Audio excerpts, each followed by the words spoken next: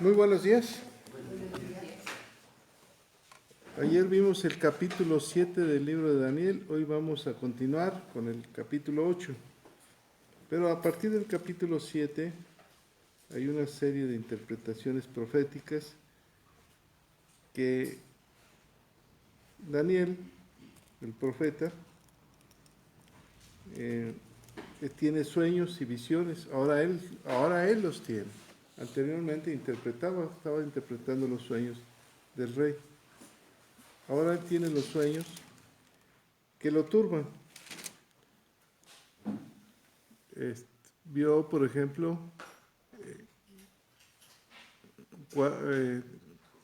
versículo 2, ¿quién me lo lee? Del capítulo 7. Daniel dijo: miraba yo en mi visión de noche, y he aquí que los cuatro vientos del cielo combatían en el gran mar.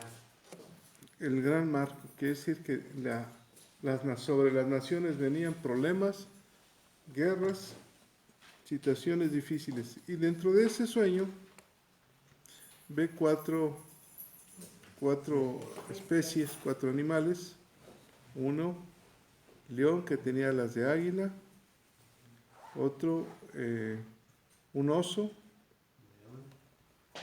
Otro, un leopardo. Y en la última, una cuarta bestia. Dice que le dio mucho miedo, espantosa y terrible, muy fuerte, que desmenuzaba. Esa tenía otra característica, tenía cuernos. Dentro de esos cuernos nacía un cuerno pequeño y nos da la interpretación de cuatro reinos, uno que había pasado, el babilónico, que es el primer animal, luego el oso, que era medos persa, luego seguía el griego y al final el romano. También nos hablaron sobre el anticristo, que aparece entre el cuerno pequeño dentro de la cuarta bestia, que desmenuza y dice que era la bestia terrible. Pero también nos hablaron de una esperanza del trono, donde aparece en sus sueños el Altísimo, el Anciano de Días. Y nos lo describe, versículo 22. Hasta que vino el anciano de días y se dio el juicio a los santos del Altísimo, y llegó el tiempo y los santos recibieron el reino. También nos hablaron de Cristo, versículo 13. Miraba yo en la visión de la noche, y aquí con las nubes del cielo venía como un hijo de hombre, que vino hasta el anciano de días, y le hicieron acercarse delante de él.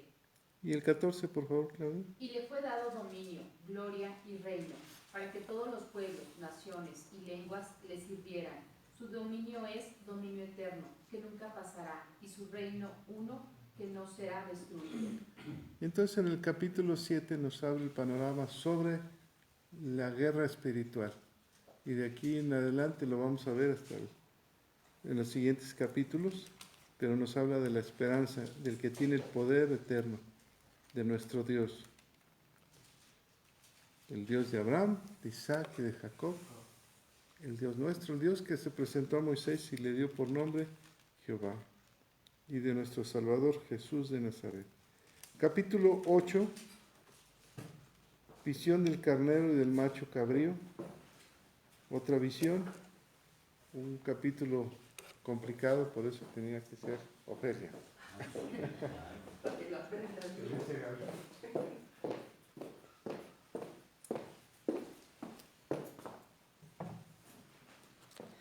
Muy buenos días, hermanos. ¿Cómo amanecieron? Y los que están en camita, que Dios los bendiga.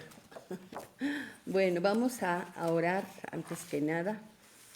Vamos a cerrar nuestros ojitos y decimos: al tocar la luz del día mis ojos, Señor, mi corazón se levanta hacia ti en busca de tu mirada. Escucha las palabras de quien siente la vida de nuevo y estate atento, Señor, cercano a mis manos abiertas para ayudarme en mi inquietud. Tú eres mi Señor en quien yo confío. Mira, Señor, mi corazón pobre, que como un gorrioncillo te busca, abrigo en tus manos. Toma mi arcilla y moldéala según los proyectos que tienes para mí en este día. Bendito Padre, gracias por esta nueva oportunidad que me das de estar aquí presente ante tu divina presencia, Señor.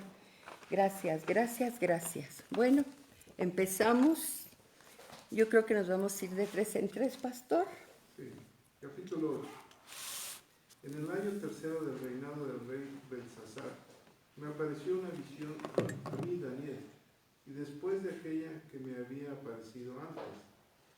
Vi en visión, y cuando la vi, yo estaba en Susa, que es la capital del reino, en la provincia de Elam. Vi pues en visión, estando junto al río de Ulai, ¿este versículo? Hasta el 3.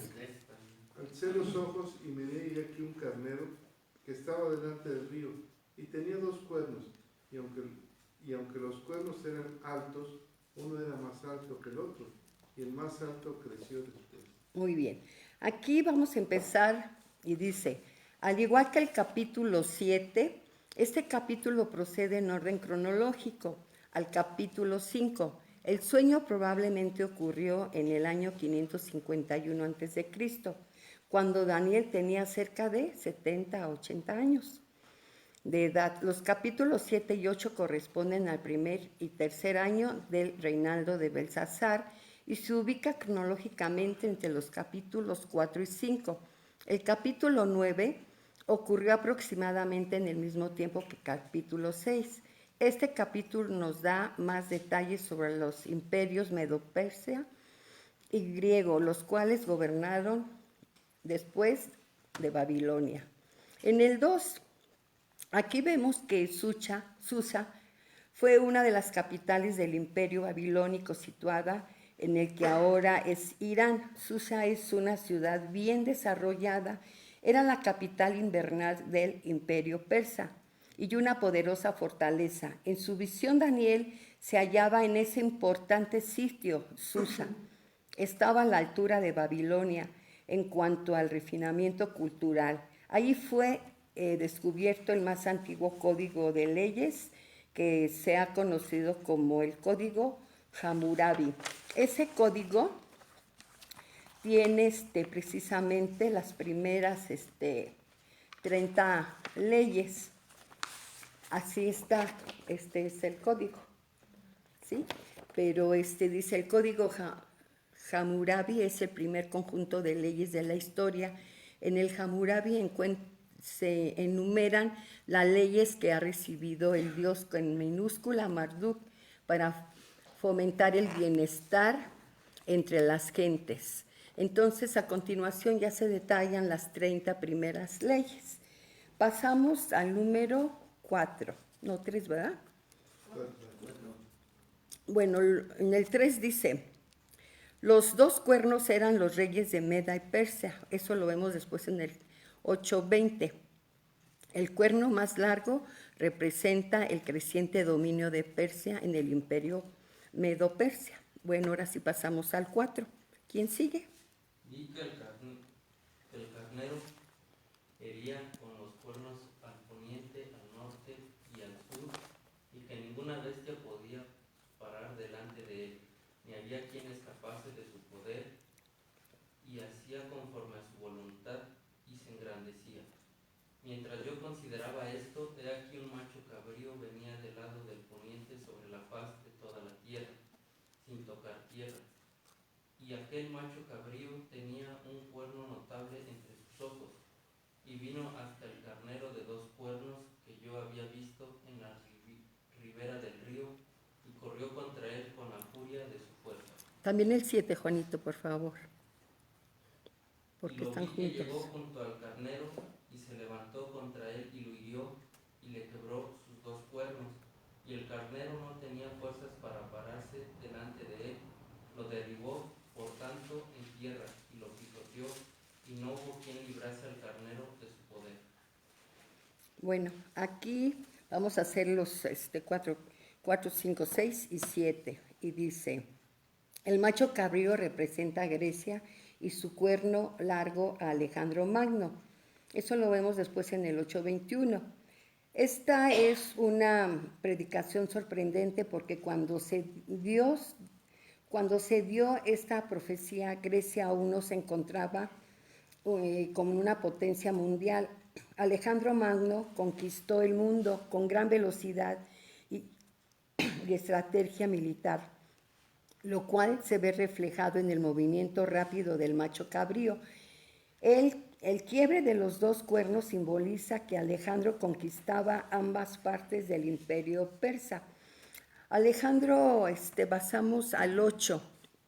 ¿Quién sigue el cita? De 8, 9 y 10. Y el macho cabrío se engrandeció sobremanera, pero estando en su mayor fuerza, aquel gran cuerno fue quebrado, y en su lugar salieron otros 4 cuernos notables hacia los 4 vientos del cielo. Y de uno de ellos salió un cuerno pequeño que creció mucho al sur y al oriente y hacia la tierra gloriosa. Y se engrandeció hasta el ejército del cielo, y parte del ejército y de las estrellas echó por tierra y las pisoteó. ¿Les digo? Son 3, ¿verdad? Sí. Aquí vamos a encontrarnos en el 9. Vamos a ir a 2 de Tesalonicenses 2:4. Dice, el cual se opone y se levanta contra todo lo que se llama Dios o es objeto de culto, tanto que se sienta en el templo de Dios como Dios, haciéndose pasar por Dios. Aquí nos vamos a encontrar con un personaje medio feo, que no me gustó mucho, pero bueno, aquí está escrito, ¿no? Es en el 9, y dice, Antíoco IV es Epifanes, es el cuerno pequeño, atacó a Israel, que es la tierra gloriosa. En el siglo II a.C. fue el 8º soberano del imperio seleucida, Mesopotamia y Siria.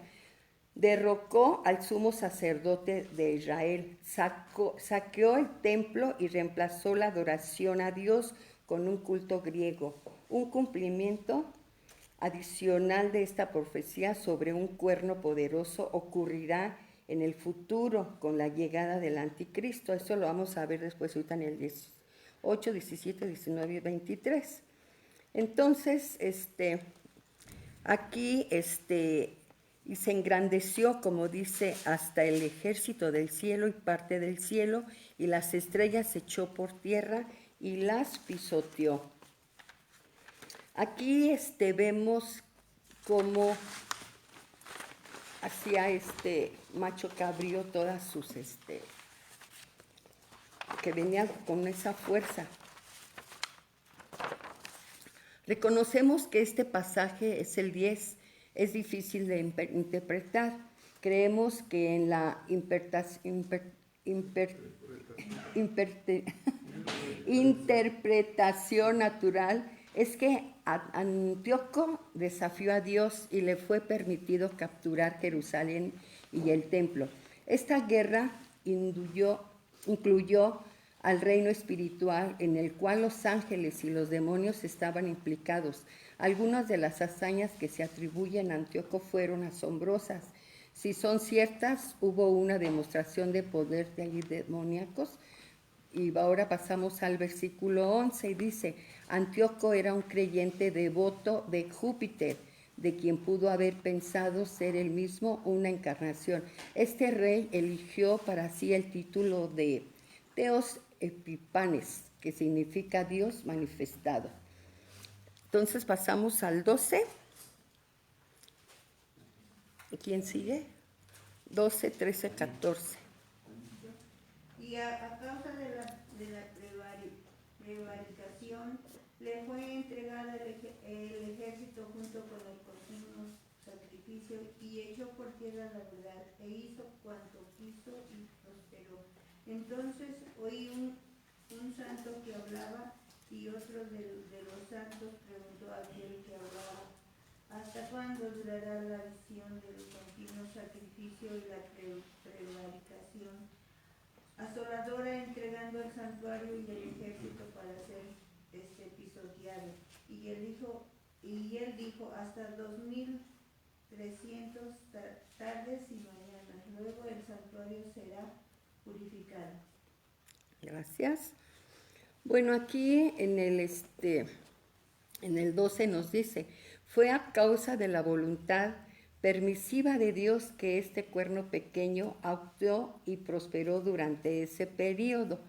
En el 13 dice, aquí santo se refiere a una de las inteligencias creadas por Dios, aparte el ser humano, es lo que llamaríamos una criatura sobrenatural. Por cierto, ¿se han preguntado ustedes algunas veces cómo nos llamarían a nosotros los ángeles? ¿Qué dirán? Hola, Ofe, ¿cómo estás? ¿Cómo amaneciste? ¿Nos llamarán por nuestro nombre? Pues sí, porque también ellos saben cómo nos llamamos. Bueno, también observamos que en este versículo la profanación del templo es llamada la prevaricación asoladora y según otra versión es la transgresión que espanta. En el 14 dice, sin embargo, viene lo de los hasta 2300 tardes, ¿verdad? Siempre ha sido mucho desacuerdo en esto, ¿no? De los 2300 días son considerados literalmente días de 24 horas. El periodo acaba siendo de una duración aproximadamente de 6 a 7 años, que fue aproximadamente en el tiempo que estuvo Antíoco, que comenzó a perpetrar sus atrocidades alrededor del año de 170 a.C. Finalmente, el sacerdote Judas Macabeo, llamado el Martillo, rechazó al ejército siria y en ese tiempo el templo fue purificado y dedicado nuevamente después de su profanación. Recordemos que él había colocado una imagen de Júpiter y derramado caldo de cerdo sobre los utensilios santos. Esta purificación se celebraba en la fiesta de las luces. En Juan 10:22 dice, se celebraba en Jerusalén la fiesta de la dedicación. Era invierno. Este fue uno de los días santos que se encontraba en la época de Cristo y que aún recuerdan los judíos. En la actualidad, esta fiesta en realidad no se menciona en absoluto en el Antiguo Testamento, porque fue establecida en el periodo del tiempo transcurrido entre el Antiguo y el Nuevo Testamento, ¿sí? Entonces, esto lo podemos ver en Apocalipsis 2:3. Juanito Pastor, ¿me acompañas a Apocalipsis 11, 2 y 3? ¿No? ¿No lo tienes? Pero el patio que está fuera del templo, déjalo aparte, y no lo miras porque ha sido entregado a los gentiles y ellos hollarán la ciudad santa 42 meses.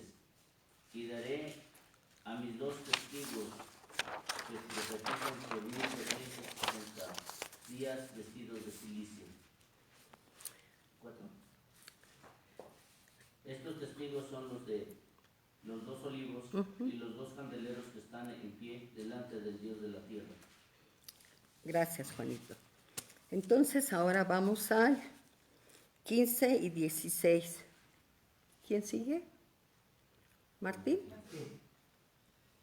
Y aconteció que mientras yo, Daniel,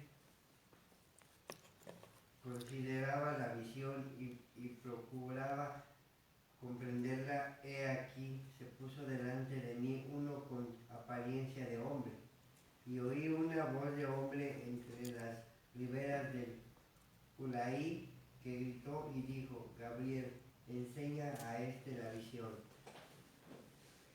Aquí Gabriel explica la visión. Vamos a la nueva, Dios habla hoy, dice en el 15, mientras yo, Daniel, contemplaba esta visión y trataba de comprender su significado, apareció de repente delante de mí una figura parecida a un hombre, en el 16, y yo oí una voz humana que venía del río Ulai, la cual decía: Gabriel, explícale a este hombre la visión, con una voz fuerte. Bueno, el siguiente, 17, ¿quién le toca? 17, 18 y Vino 19. luego cerca de donde yo estaba, y con su venida me asombré y me postré sobre mi rostro. Pero él me dijo: entiende, hijo de hombre, por qué la visión es para el tiempo del fin. Mientras él hablaba conmigo, caí dormido en tierra sobre mi rostro, y él me tocó y me hizo estar en pie. Y Gracias. dijo, ¿ahí? No, está bien, hasta ahí, hasta el Y 17, dijo, 18. Me dijo: he aquí yo te enseñaré lo que ha de venir al fin de la ira, porque eso es para el tiempo del fin. Bien, entonces aquí vamos a Apocalipsis 1:17 y dice: cuando lo vi, caí como muerto a sus pies, y él puso su diestra sobre mí, diciéndome: no temas, yo soy el primero y el último. Entonces él se acercó, yo me asusté y me incliné hasta tocar el suelo con la frente, pero él me dijo: hijo de hombre, ten en cuenta que esta visión se refiere al final de los tiempos. En el 18 dice: mientras él me estaba hablando, yo me desmayé y quedé tendido en el suelo, pero él me tocó, hizo que me pusiera de pie. Y ahí vamos a Ezequiel 2:2 y dice: y luego que me habló, entró el Espíritu en mí y me afirmó sobre mis pies, y oí al que me hablaba. También aquí en Lucas 9:32 dice: Pedro y los que estaban con él estaban rendidos de sueño, mas permanecieron despiertos, vieron la gloria de Jesús y a los dos varones que estaban con él. ¿Quién sigue? En cuanto al carnero que viste, que tenía 2 cuernos, estos son los reyes de Media y de Persia. El macho cabrío es el rey de Grecia, y el cuerno grande que tenía entre sus ojos es el rey primero. Y en cuanto al cuerno que fue quebrado y sucedieron 4 en su lugar, significa que 4 reinos se levantarán de esa nación, aunque no con la fuerza de él. Muy bien. Entonces dice en el 20: el carnero con 2 cuernos representa a los reyes de Media y de Persia. El chivo es el rey de Grecia, y el gran cuerno que tiene entre los ojos es el primer rey.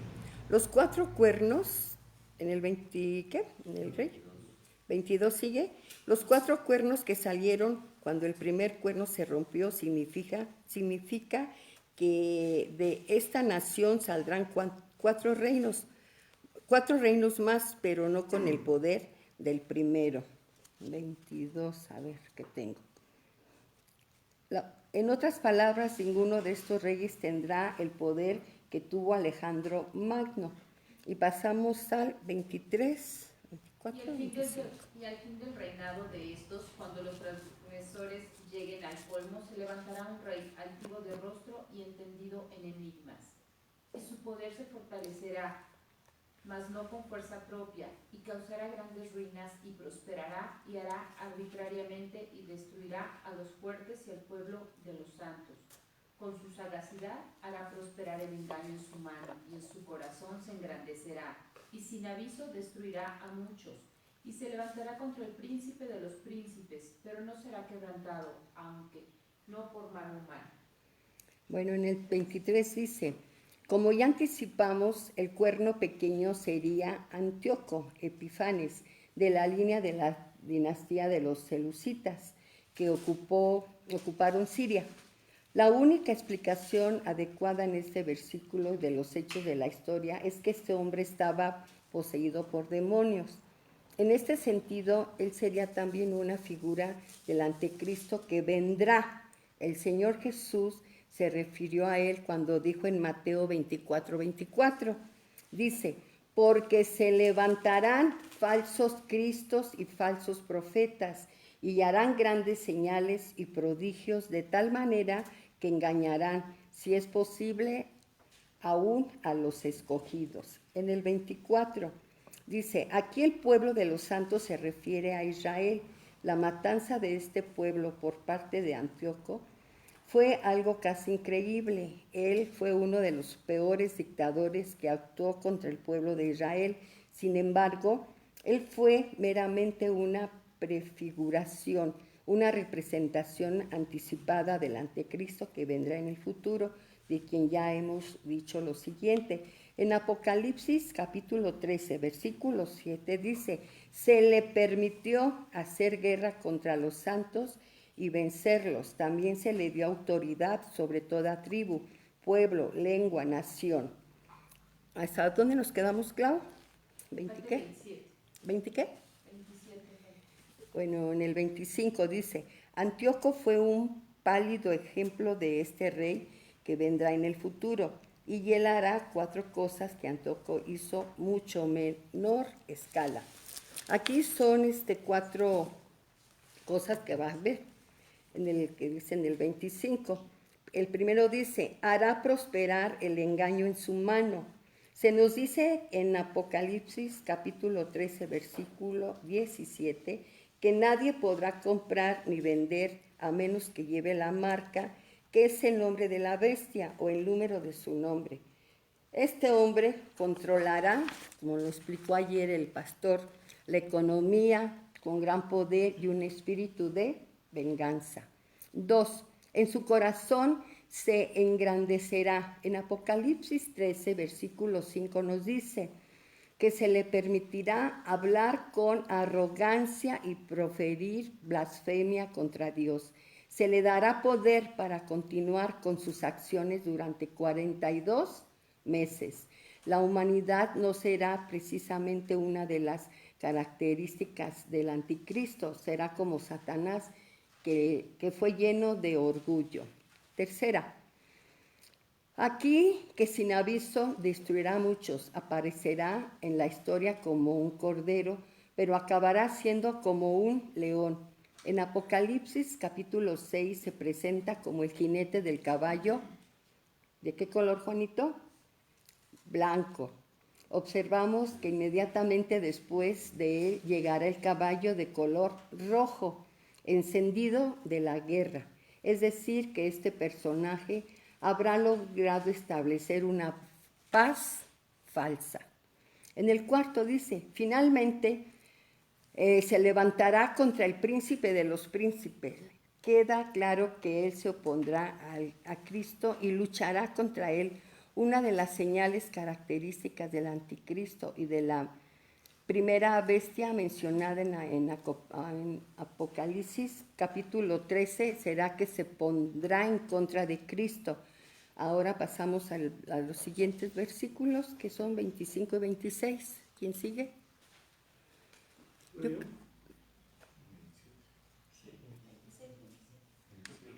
Ustedes que llegaron. 26 y 27, ¿verdad? La visión de las tardes y mañanas que se ha referido es verdadera, y tú guarda la visión, porque es para muchos días. Y yo, Daniel, quedé quebrantado y estuve enfermo algunos días. Y cuando convalecí, atendí los negocios del rey, pero estaba espantado a causa de la visión y no la entendí. Bueno, 26 nos dice, a Daniel se le dijo que esta visión era para un futuro distante, es decir, que para su cumplimiento faltaba muchísimo tiempo, por lo tanto no debería hacerla pública. En el versículo 27 nos dice, el efecto físico y psicológico de esta visión sobre Daniel fue algo realmente devastador.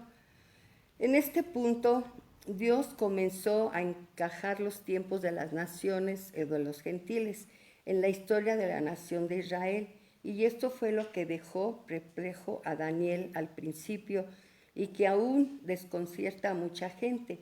¿Cómo puede Dios encajar su programa con Israel en su programa con los no judíos? En la actualidad, para complicar este asunto aún más, está el programa para la iglesia. Por supuesto, la respuesta es bastante simple. En nuestro tiempo, Dios está llamando a un pueblo alrededor de su nombre. Y a este grupo llamado lo denominamos la iglesia. Cuando este programa concluya y la iglesia sea recogida de la tierra, entonces Él nuevamente volverá a cumplir su propósito para Israel y para todos nosotros. Vamos a Habacuc 27, 3, 16. Habacuc, ahí está adelantito, ¿quién lo tiene?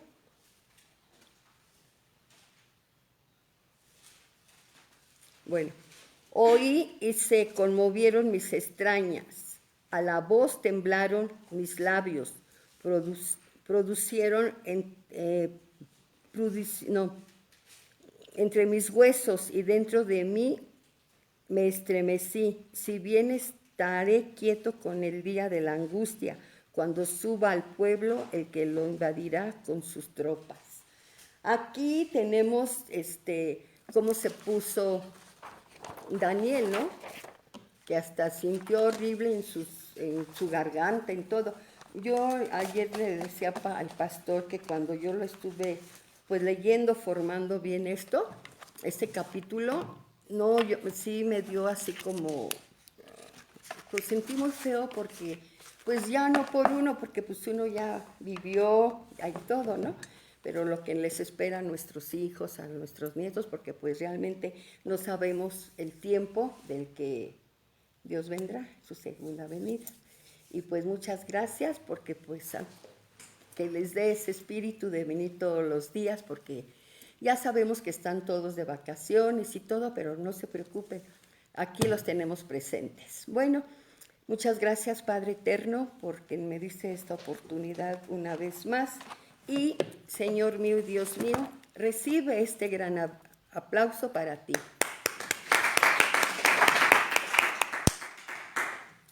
Muchas gracias.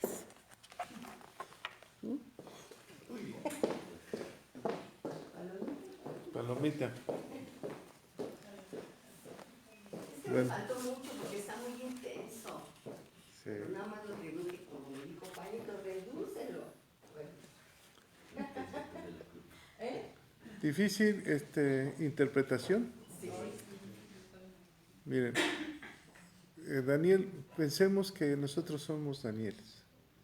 Tenemos una visión de noche, vemos corderos con cuernos, habíamos visto leones, osos, no la habían interpretado, pero ahora nuestro segundo sueño es corderos. Y no entendemos la visión. Y entonces se oye una voz, ve un hombre que viene. Versículo 15, ¿quién me lo lee? Y aconteció que mientras yo, Daniel, consideraba la visión y procuraba comprenderla, he aquí se puso delante de mí uno con apariencia de hombre. Se le complica la situación, porque ahora está uno como con apariencia de hombre, mas no es hombre, ¿verdad? Entonces él está turbado en su mente y en su corazón y no sabe qué hacer. ¿Y me lees el siguiente? Y oí una voz de hombre entre las riberas del Ulai que gritó y dijo: Gabriel, enseña la visión. ¿Qué dijo la voz? Enseña a la visión. O sea que no la entiende. Enséñala. Ahora me lees el último versículo, por favor. El último. Y yo, Daniel, quedé quebrantado y estuve enfermo algunos días, y cuando convalecí atendí los negocios del rey, pero estaba espantado a causa de la visión y no la entendí. ¿Y no la entendió?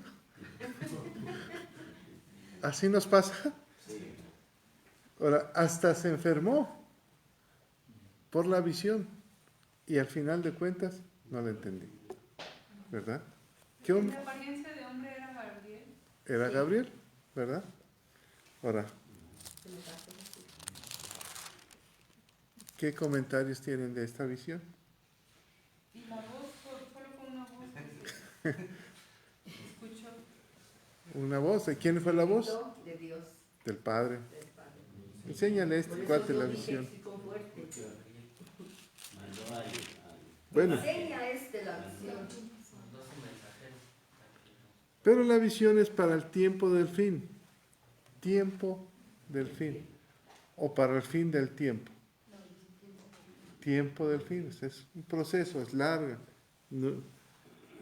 Y fíjense, versículo 18. Mientras el Gabriel hablaba conmigo, caí dormido en tierra sobre mi rostro. Y él me tocó y me hizo estar en pie. ¿Qué le pasó a Daniel? Caí dormido. O sea, ya no sé ni qué onda. Y él le dice, hey, aquí estoy. Vengo a explicarte la visión. No te duermas. Vengo a explicarte la visión. Ahora, ¿a qué se refiere la visión? Del sueño. Del sueño. ¿Cuál fue el sueño? De los carneros. Estaba ¿Cómo estaban compartiendo los carneros? un carnero que estaba delante del río y tenía 2 cuernos. Y aunque los cuernos eran altos, imaginémonos, o sea, entremos en la visión de Daniel. Piensa que tú estás a la orilla del río, ahí está Juanita a la orilla del río. Piensa en ti. Por eso es importante entrar en el mundo de las visiones. Y ves un carnero que tiene 2 cuernos, uno muy grande, ¿verdad? Y con ese cuerno, ¿qué sucede? Dice, Hería. vestía todo lo que encontraba, ¿no? A su paso. ¿En el 4? Sí, por favor. Bueno, es que se lo estoy leyendo en otra versión.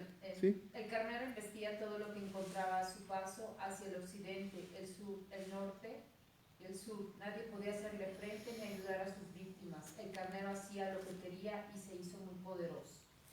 ¿Quién es ese carnero? Hacia el oriente, ¿no? ¿Verdad?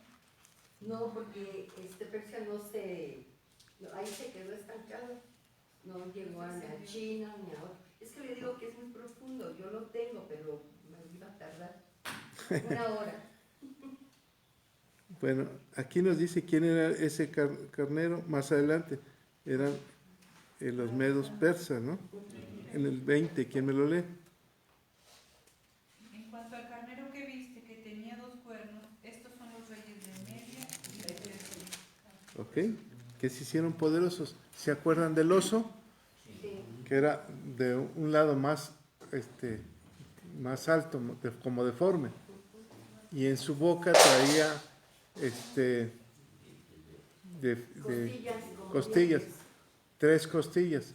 Entonces nada más al oriente, le faltó al oriente, ¿verdad? Sí. 3 costillas, nada más. Se simboliza que medos, los persas fueron más fuertes, fueron más conquistadores que los medos. ¿Hasta ahí vamos bien? Más o menos. Ahora el versículo 5. Mientras yo consideraba esto, he aquí un macho cabrío venía del lado del poniente sobre la faz de toda la tierra, sin tocar tierra, y aquel macho cabrío tenía un cuerno notable entre sus ojos. ¿El 6? Y vino hasta el carnero de 2 cuernos que yo había visto en la ribera del río, y corrió contra él con la furia de su fuerza. Con la furia. Y el 7 dice que lo quebrantó, y lo hirió, y le quebró los huesos. Y aquel carnero que tenía tantas fuerzas ya no pudo pararse, lo derribó. Quiere decir que lo acabó. ¿Quién era ese macho cabrío que traía entre los ojos un cuerno, entre los ojos un solo cuerno, y era muy veloz? ¿Mande? ¿Cuál fue el sueño anterior? El leopardo con alas sagaz, ¿se acuerdan? Muy veloz. Habla de Alejandro Magno. ¿Por qué fue tan veloz? Porque él tenía una disciplina invadió a todas esas naciones. Y ya cuando no pudo, porque no tenía que conquistar, se quedó y lloró. Porque su visión era muy audaz, era muy veloz. En solo 12 o 13 años hizo lo que ningún otro reino, imperio.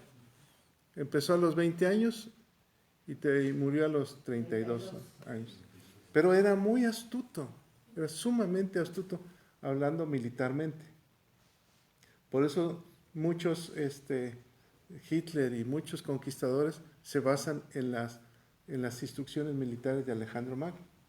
Fue un hombre muy sagaz. Y aquí en el versículo, ¿dónde estaban medos y persas? El 21, ¿quién me lo lee? El macho cabrío es el rey de Grecia y el cuerno grande que tenía entre sus ojos es el rey primero. ¿Qué sucedió con el otro de la estatua? El otro reino que venía, ¿cuál era? La cabeza, Babilonia. Luego los medos persas y luego Grecia. Eso es el último. Es el último. Entonces, ya estamos. ¿Qué le está enseñando? Acuérdense que esta visión se la muestra en los tiempos de Belsasar. ¿Sí? Aunque la escritura dice que ya había muerto. Pero tiene un porqué, lo vamos a ver más adelante. ¿Qué más vemos? Qué difícil esto, que ni Daniel lo entendió. En cuanto a los reinos, hay 4, bueno, supuestamente cuando ya Alejandro Magno pierde 4 reinos, el de Casandro, Lisimaco, Celeuro y Ptolomeo I. Pero más allá de hacer una referencia a cómo quedaron en aquellos tiempos, al día de hoy, bueno, eso es lo que hoy es Grecia, Turquía, Irán, Irak, Siria y parte de Asia y Egipto. Ahí se divide. Cuando Alejandro Magno muere muy joven, cuando entra a Grecia, dice que muere envenenado, no se sabe, pero tiene una muerte lenta, muere envenenado. Él hace una declaración, por eso dice que era como un leopardo feroz, porque él hace una declaración, dice, todo mi cuerpo tiene marcas de guerra, y todo es para ustedes, para la gloria de ustedes. Entonces era un personaje aguerrido. Muere él y quedan 4 generales y se dividen los reinos, ¿verdad? Que es lo que nos dijiste ahorita, Turquía. Pensando de hoy, es Grecia, Turquía, Irán, Irak, Siria y parte de Asia Central y Egipto. ¿Siguen siendo combativos? Sí. Hasta la fecha, ¿verdad? Vienen de esa línea. Bueno, ¿qué más vemos? Versículo 23, por favor. Y al fin del reinado, ¿Sí? Y al fin del reinado de estos, cuando los transgresores lleguen al colmo, se levantará un rey altivo de rostro y entendido en enigmas. 24. Y su poder se fortalecerá, mas no con fuerza propia, y causará grandes ruinas y prosperará, y hará arbitrariamente y destruirá a los fuertes y al pueblo de los santos. ¿Se acuerdan de quién nos habló en el sueño anterior? Del anticristo, ¿verdad? Al fin de estos reinos dice que se levantará este rey. Bueno, puede ser que sea que hable del anticristo. ¿Cuál me leíste, Claudia? 23 y 24. 23 y 24. 23 y 24. Nos falta un reino que es Roma. Es la fe, ¿verdad? 23 y 24.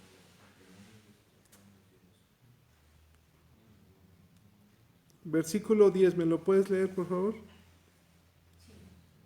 Dice, y se engrandeció hasta el ejército del cielo, y parte del ejército y de las estrellas echó por tierra y las pisoteó. ¿Quién es?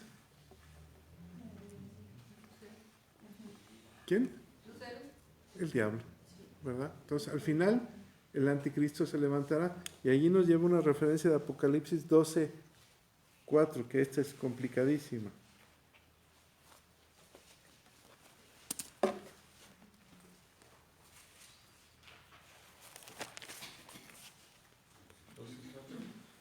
12. Dice, Bueno, desde el del 1, por favor, sí, Ramón. desde el 1, apareció en el cielo una gran señal, una mujer vestida del sol, con la luna debajo de sus pies y sobre su cabeza una corona de 2 estrellas. Hasta ahí nomás. ¿A quién se refiere? ¿A quién? El sol y la luna. Una mujer con las estrellas en el manto, ¿no? Así es. Entonces nos habla del último reino. ¿El pleito será religión? ¿Será religioso? Sí, ¿verdad? La fe. Ahí va a empezar los problemas. Dice, bueno, ahora sí el 4, ¿me lo lees? Y su cola arrastraba la tercera parte de las estrellas del cielo y las arrojó sobre la tierra. Y el dragón se paró frente a la mujer que estaba para dar a luz, a fin de devorar a su hijo tan pronto como naciese. ¿Quién es el hijo de esa mujer? Y aquí está lo complicado. Cristo y Jesús. ¿No? ¿Qué dio esa mujer? ¿Qué dio a luz? Un hijo. ¿Quién es el hijo? La iglesia. La idolatría. Pues sí, porque ella es la imagen. Y dio también fe. La gente le creyó. México es México, pueblo fiel de fe. Fe, ¿o no? Pero dice, y aquí está lo complicado, mire. El 5. ¿Quién lo lee? Y ella dio a luz un hijo varón que regirá con vara de hierro a todas las naciones, y su hijo fue arrebatado para Dios y para su trono. Ah, hijo, el hijo fue arrebatado para los dioses. Y uno puede pensar que es el Cristo. Pero ¿cómo si la iglesia, la idolatría? ¿Por qué lo agarró Dios? No agarró al Cristo, agarró la fe del hombre. ¿Verdad? Les quitó esa fe para su trono. ¿Qué es lo que pasaba contigo? Los que veníamos de iglesia idólatras. Nuestra fe ya cambió. Fuera de ahí. ¿Sí estoy claro? La arrebata Dios. Ahora es para Dios. ¿Por qué esta mujer, qué le sucede? Versículo 9. La mujer huye al desierto.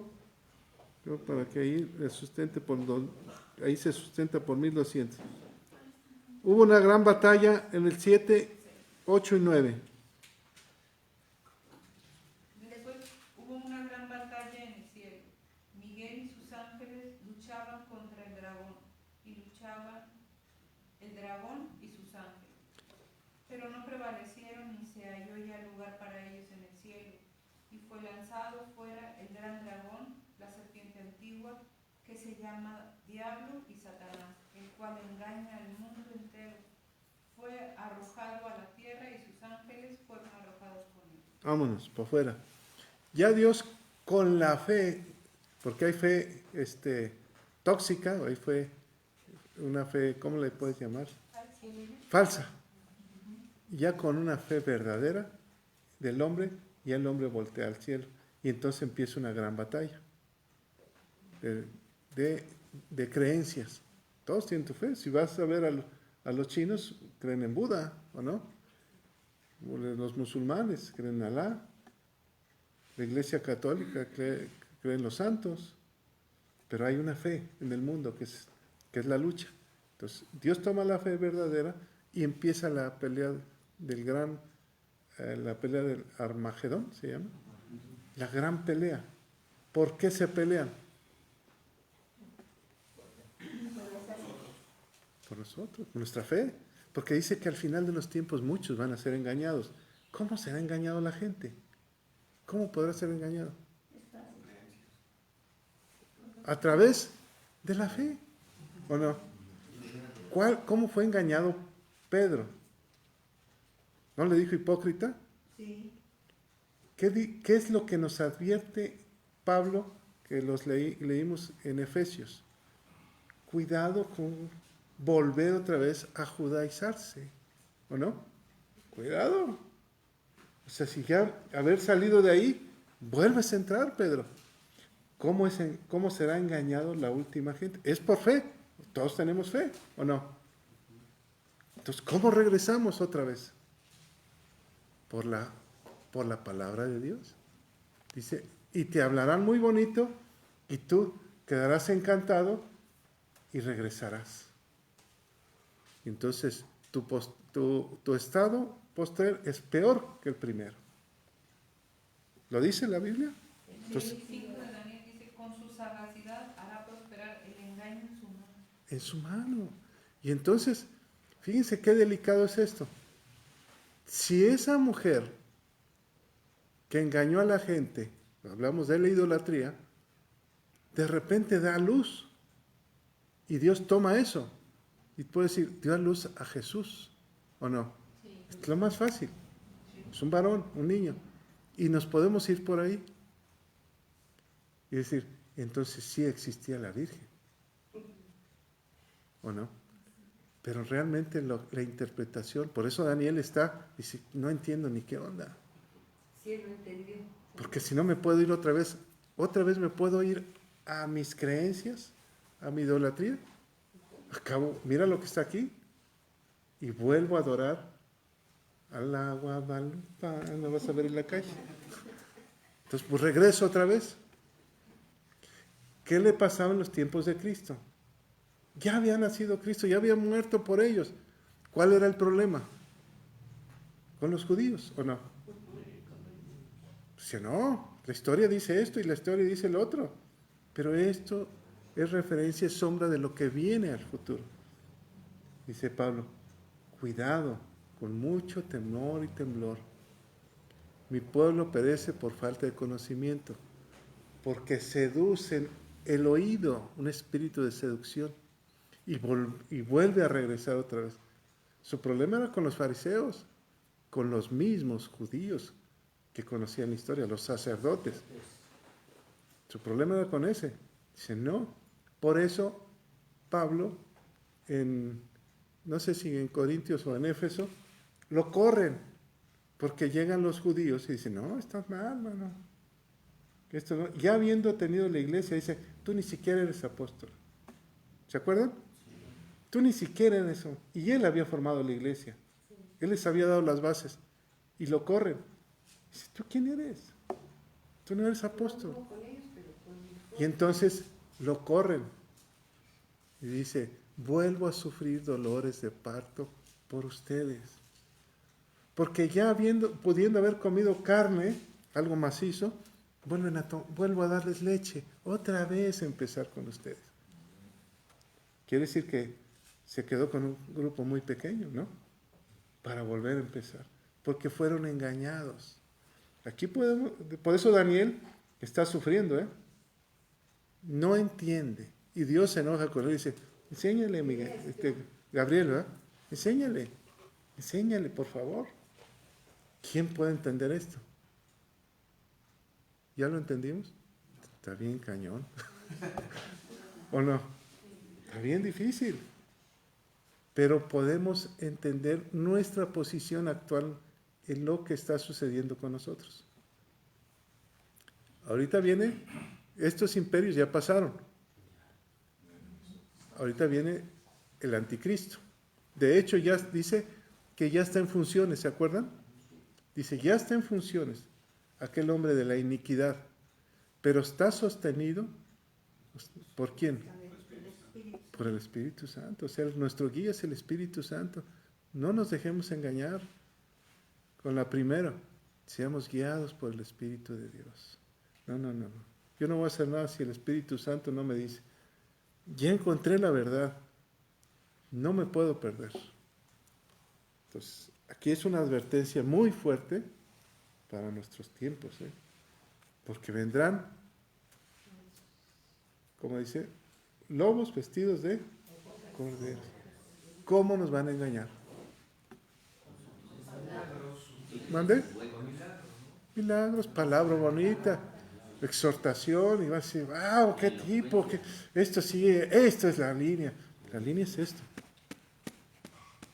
Pero si me hablan de Dios, la línea es esta, tu línea. Tú ya conoces a Jesús, el único No te metes en otra zona. Esta es tu línea. Por eso Daniel no lo entiende. ¿Se le explicó el ángel? Sí. ¿No lo entendió? Se cayó como muerto. Se hizo el dormido. Ay, no pasa nada, no pasa nada. Se hizo el dormidito. Despierta, esto es delicado. Ya, ¿a quién le toca el 9 y 10? Ándale, chiquito, a estudiar. De aquí hasta el 12 son puras interpretaciones. Y yo puedo estar equivocado. Miren, yo puedo estar equivocado. Tú tienes la obligación de buscar, indagar, y tú tomas la decisión. ¿Verdad? Toma la decisión. Hay miles de predicaciones, miles de interpretaciones. Tú eres responsable de la tuya. Es que Ricardo me dijo, no, tú eres responsable de la tuya. ¿Sí? ¿Les puedo leer algo acerca de esa mujer? ¿Sí? Vean lo que este comentario dice, y es muy diferente a lo que nosotros hemos visto. Habla de la mujer y el dragón. Es el 12. Dice, está hablando de la mujer, un símbolo que representa algo diferente al símbolo mismo. Esta es la primera de 7 señales en la segunda mitad del Apocalipsis, una mujer. No es una mujer literal, sino una representación simbólica de Israel. En este comentario dice que esa mujer es Israel, que también se representa en el Antiguo Testamento como prometida y esposa de Dios, y da las referencias en Isaías, Jeremías, Ezequiel. En Apocalipsis aparecen otras 3 mujeres simbólicas. Jezabel, quien representa el paganismo. La mujer vestida de púrpura y escarlata, que simboliza la iglesia apóstata. Y la tercera mujer, la esposa del Cordero, que es el símbolo de la iglesia venidera. El contexto deja claro que esta mujer no representa a la iglesia. La vestida de sol, la luna debajo de sus pies y corona de 2 estrellas. En Génesis habla de eso también. El hecho de que esté vestida de sol alude a la gloria. Está hablando de Israel, a la gloria, la dignidad y la posición exaltada de Israel, el pueblo de la promesa, que será salvo y recibirá de Dios un reino. La imagen de la luna bajo los pies es una posible descripción de la relación del pacto de Dios que Dios mantuvo con Israel, ya que las nuevas lunas se asociaban con la adoración. Ya ven que cada luna adoraba. Las 12 estrellas representan las 12 tribus de Israel. Y luego el dragón, porque aparece la mujer y el dragón representa el enemigo mortal de la mujer, que es Satanás, quien aparece como un dragón un total de 13 veces en el libro. El color escarlata alude al derramamiento de sangre, las 7 cabezas y los cuernos y 7 diademas. Y luego aquí, si nos vamos a la referencia, ya lo que dice la Biblia, dice que esa mujer estaba encinta. O sea, es Israel, siempre en toda la historia estuvo encinta para dar a luz a Jesús. Y dice que el dragón siempre estuvo, aquí dice, también acechando. apareció otra señal en el cielo. He aquí un dragón escarlata que tenía 7 cabezas, 10 cuernos, y en sus cabezas 7 diademas, y su cola arrastraba la tercera parte de las estrellas. Y el dragón se paró frente a la mujer, que es Israel, que estaba para darle a luz, a fin de devorar a su hijo tan pronto como naciese. Ese es el enemigo, siempre estuvo ahí tratando de... Así es. Ella, y luego ya otra vez la mujer, que dice que es Israel, ella dio a luz un hijo varón que regirá con barra de hierro a todas las naciones, y su hijo fue arrebatado para Dios y para su trono. Ahí está hablando de Jesús. Ahí está hablando de la fe en Y la Jesús. mujer huyó al desierto donde tiene lugar preparado por Dios, o sea, es ese tiempo que Israel que no acepta a Cristo, dice, para que allí la sustente por 1270 días. Pues en cuestiones de días no sabemos, pero sabemos que Dios sigue ahí sustentando a Israel. Ahora, ¿quién lo da ese? Es un comentario. ¿De quién? ¿Pero de quién? Muchos otros. Este es de... ¿Qué Biblia es esta? Tenemos que... es bueno, MacArthur. ¿mande? MacArthur. Es bonita la interpretación. Sí. Tenemos que entender nuestro contexto, nuestras creencias, cómo fuimos engañados por generaciones. ¿Por quién? Por una mujer. Entonces, nuestro contexto espiritual, fuimos engañados por una mujer que tenía las estrellas, tenía una luna, un sol y unos niños que la sustentaban, unas cabezas de niños. Jezabel, ¿verdad? Entonces, lo peligroso de esto es lo que dio a luz es la fe en Jesús, ¿verdad? Israel también. ¿Cuál es lo que va a dar a luz? La fe que estaba perdida, la fe en Cristo. ¿Qué están haciendo muchos hombres? Se están convirtiendo, están llevando de los gentiles, están llevando a Israel a Cristo. Y en Cristo a Cristo se están convirtiendo muchos judíos. O sea, va de regreso. Entonces, ¿qué va a dar a luz allá? La fe verdadera en Cristo, ¿verdad? Bueno, Sí. antes del comentario que hizo la profesora y lo que dice, hay algo que hay que tener en cuenta. Cuando en el 17 Miguel es muy contundente y dice, entiende, hijo de hombre, esto es para el tiempo del fin. Sí. Entonces, sí es cierto que a lo mejor te decimos que lees y todo, ¿no? Sin embargo, es vigente. Y yo creo que más allá de guerra y todo eso, es algo ideológico, algo sutil, porque así es el diablo. O sea, podemos estar inmersos en una atmósfera donde decimos, esto está bien, pero la realidad es de que está entrando como un cuchillo en mantequilla, ¿no? O sea, ese yo creo que es el contexto al que tener cuidado. Ahora, en respecto a las diferentes interpretaciones y los contextos, esto ya también se dio cuando el pueblo de Israel esperaba al Mesías.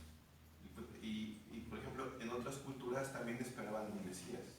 Por ejemplo, los aztecas esperaban la llegada de Quetzalcóatl, y así diferentes culturas. Todas, obviamente, engaños, ¿no? O sea, todo pareciera, inclusive hoy en día hay literatura donde dice, no, es que es la misma historia, ¿no? Por ejemplo, no nos vamos tan lejos, esta que está de moda el Rey León, es la espera del Mesías. O sea, hasta en eso, en las películas, todo eso, está una esencia que es muy sutil. O sea, pareciera que es algo, pues vamos a verla con los niños, pero no, es algo muy sutil.